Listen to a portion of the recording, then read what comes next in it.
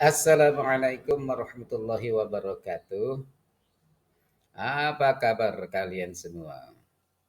Tentunya sehat walafiat, segar dan bugar bukan? Alhamdulillah.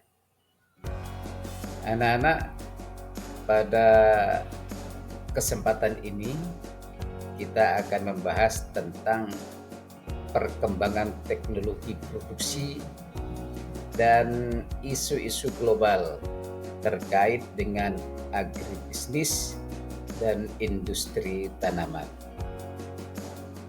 Mohon untuk menyimak video ini dengan cermat, dengan seksama, agar nantinya kalian dapat menguasai tujuan dari pembelajaran ini.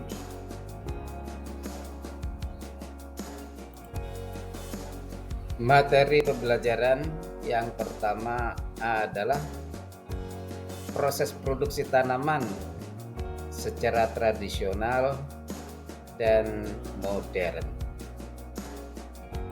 Dulu, awalnya manusia ini untuk memenuhi kebutuhan pangannya hanya bergantung pada alam. Jadi tanaman yang tumbuh di alam akan diambil untuk memenuhi kebutuhan hidupnya. Manusia hanya mengkonsumsi hasil tanaman dari alam dan tidak melakukan kegiatan budidaya.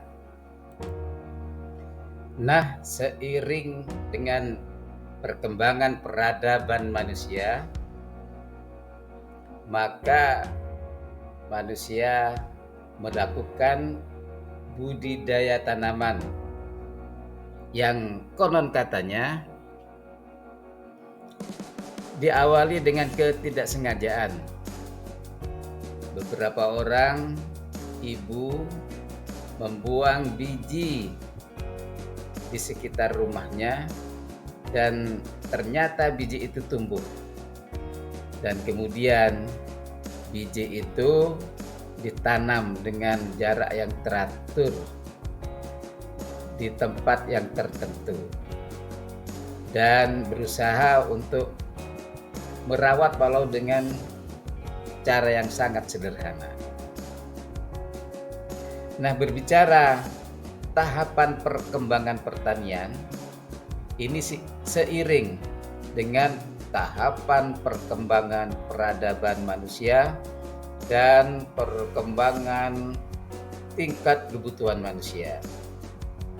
Ada 3 tahap penting di dalam perkembangan pertanian. Yang pertama, pertanian tradisional, yang mana cirinya pertanian ini produktivitasnya masih rendah karena dilakukan dengan cara konvensional dan sederhana, dan produknya masih semi bersifat sosial. Artinya produk-produk pertanian ketika itu belum terlalu komersil, cukup untuk kebutuhan sendiri dan dibagi-bagikan kepada sesama manusia yang lain.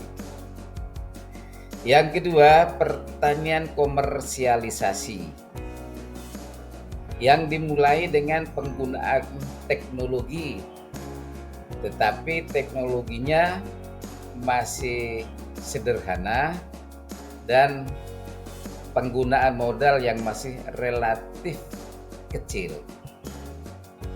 Yang ketiga, pertanian maju, bahwa seluruh produk pertanian ditujukan untuk melayani keperluan pasar komersial, diperlukan untuk kebutuhan perdagangan dan perekonomian, perniagaan, dengan ciri penggunaan teknologi serta modal yang tinggi dan mempunyai produktivitas yang tinggi, karena ini adalah profit oriented atau orientasinya pada keuntungan finansial.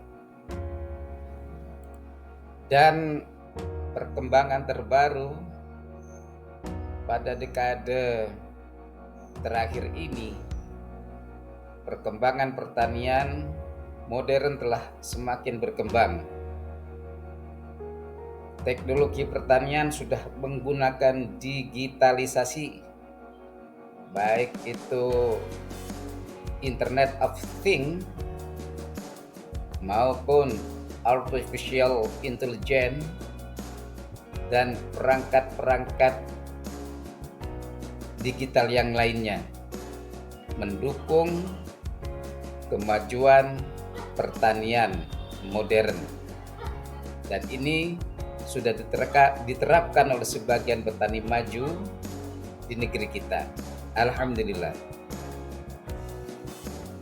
Selanjutnya kita bahas materi yang kedua, yaitu penerapan pertanian perkotaan atau yang dikenal dengan urban farming. Urban farming merupakan pertanian yang diterapkan di perkotaan dengan memanfaatkan ruang atau tempat atau lahan yang kosong, baik itu halaman rumah, pekarangan rumah, bahkan dinding dan atap rumah atau perkantoran, perhotelan, dan sebagainya. Urban farming sangat dianjurkan untuk diterapkan karena bermanfaat sekali. Antara lain, yang pertama, untuk mengurangi sampah. Yang kedua, mengurangi pencemaran, khususnya dari unsur logam. Yang ketiga, menambah nilai estetika atau keindahan kota. Yang keempat, memberikan pendapatan tambahan, memberikan penghasilan tambahan. Yang kelima, dapat mengurangi stres. Yang keenam, sebagai sarana edukasi atau pelatihan ya bagi masyarakat. Yang keenam, dapat meningkatkan kesehatan masyarakat. Yang ketujuh, dapat meningkatkan ruang terbuka hijau sehingga kota menjadi sejuk karena melimpah oksigennya. Yang kesembilan, sebagai wahana untuk membangun komunitas pencinta urban farming. Di dalam penerapan urban farming dapat dilakukan beberapa model atau beberapa teknik. Yang pertama adalah teknik vertikultur atau tanaman sayur atau tanaman hias ini disusun secara bertingkat, secara vertikal, seperti pada gambar ini. Kemudian yang kedua, menggunakan teknologi hidroponik, di mana medianya ini adalah dari unsur air atau bisa juga arang sekam, pupuk pit yang dikombinasi dengan nutrisi hidroponik.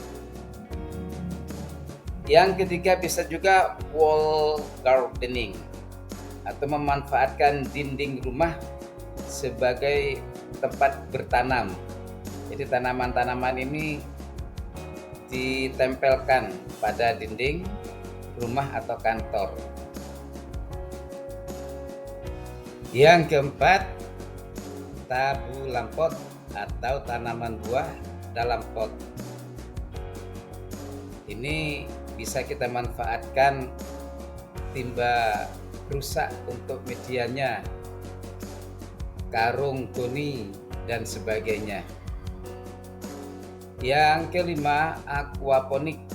Ini merupakan usaha yang terintegrasi antara tanaman dan ikan.